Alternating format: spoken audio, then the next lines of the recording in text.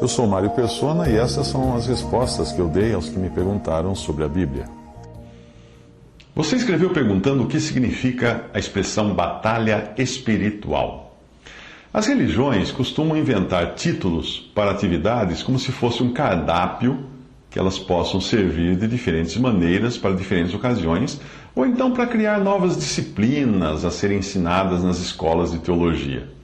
Talvez seja o caso do termo batalha espiritual que você mencionou, na qual a sua amiga diz estar empenhada ao ponto de estar cansada e com dor no corpo de tanta batalha espiritual. Quem realmente ora a Deus não costuma ficar contando isso para as pessoas, mesmo porque o próprio Senhor disse que nós não devemos orar para sermos vistos pelos homens.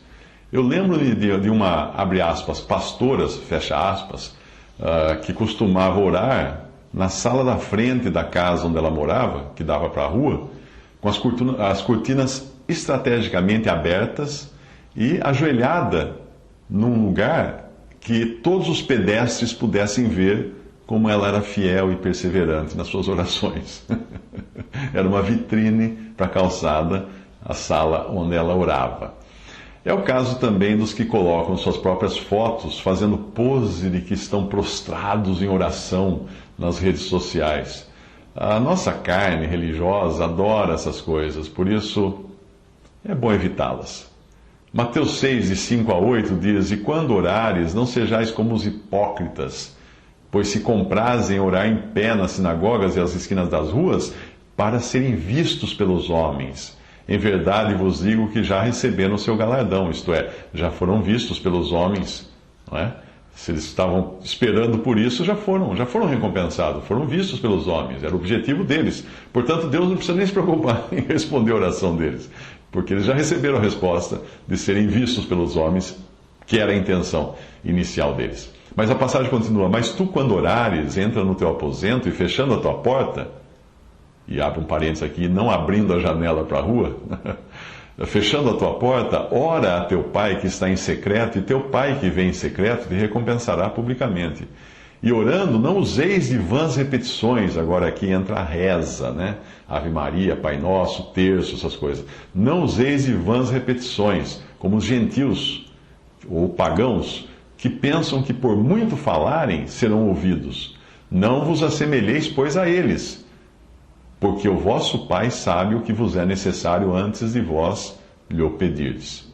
Abrindo um parêntese aqui, coisas como terço, né? Aquele monte de contas, onde você vai rezando uma Ave Maria para cada bolinha daquela, e depois reza um Pai Nosso, e depois eu não me lembro mais como é que era, já há muito tempo que eu não sou católico.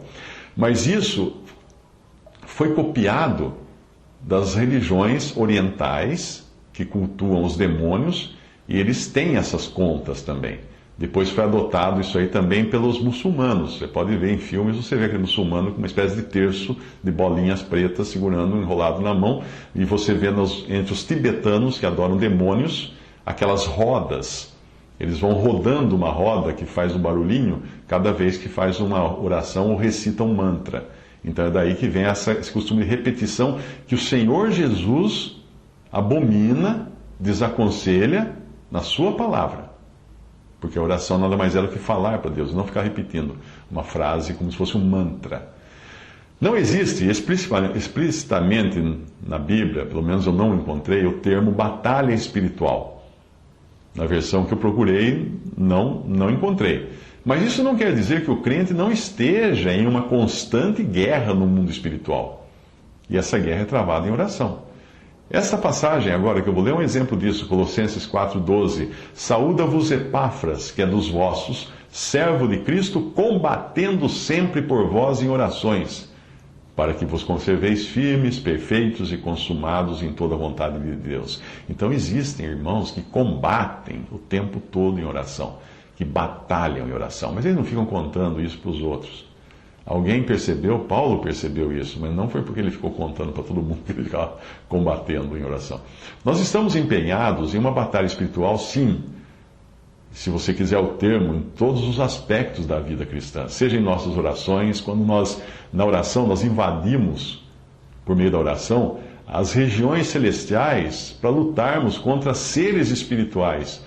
Ou seja, anjos caídos que moram nos céus, nas regiões celestiais, nós lutamos com eles quando nós estamos orando, intercedendo diante de Deus, e ao mesmo tempo, isso é uma luta contra os anjos, contra seres espirituais. Também na labuta diária, no nosso dia a dia, nós temos uma batalha para testemunharmos de Cristo, mas não contra homens, não vamos brigar com as pessoas. Efésios 6, 12 a 18 diz que nós não temos que lutar contra a carne e o sangue, mas sim contra os principados, contra as potestades, contra os príncipes das trevas deste século, contra as hostes espirituais da maldade. Onde? No inferno? Não, o inferno está vazio, o lago de fogo está vazio. O diabo não está no lago de fogo.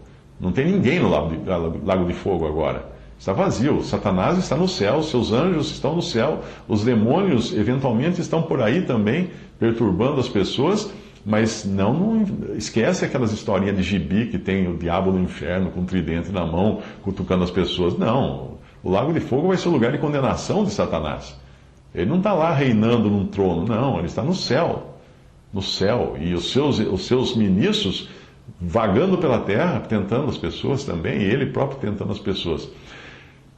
Por isso a passagem fala que a nossa luta contra as potestades, contra os príncipes das trevas desse século, contra as hostes espirituais da maldade, não no lago de fogo, não no inferno, nos lugares celestiais. E aí a passagem continua nos admoestando: portanto, tomai toda a armadura de Deus, para que possais resistir no dia mau, e havendo feito tudo, ficar firmes. Estai, pois, firmes, tendo cingidos os vossos lombos com a verdade, e vestida a couraça da justiça, e calçados os pés na pregação do evangelho da paz, tomando sobretudo o escudo da fé, com o qual podereis apagar todos os dardos inflamados, ou setas, ou flechas inflamadas do maligno. Tomai também o capacete da salvação e a espada do Espírito, que é a palavra de Deus, orando em todo o tempo com toda oração e súplica no Espírito, e vigiando nisto com toda perseverança e súplica por todos os santos.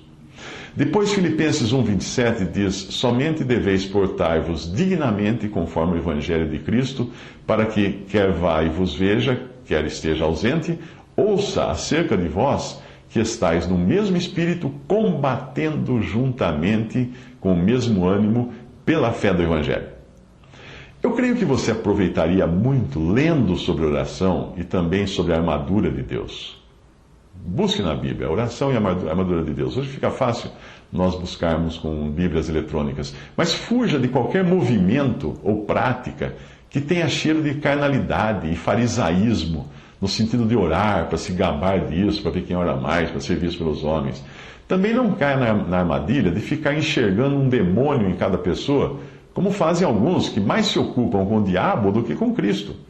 Existem por aí até cursos de batalha espiritual, você acredita numa coisa dessa? Com ênfase em estudar e conhecer Satanás, os seus anjos e demônios, para depois lutar contra eles. Mas eu não creio que nós nos tornamos mais espirituais gastando tempo ocupados com as trevas. Aquele que se ocupa com Cristo certamente escolheu a melhor parte, como disse o Senhor a Marta, referindo-se a Maria, sua irmã, que ficava aos pés de Jesus. A ocupação com o Senhor deve ser a nossa prioridade. Afinal, essa será eternamente a nossa ocupação, não é mesmo? Nos céus, nós nunca mais vamos nos ocupar com mal nenhum. Então é bom começar a treinar aqui, a nos ocuparmos só com o Senhor.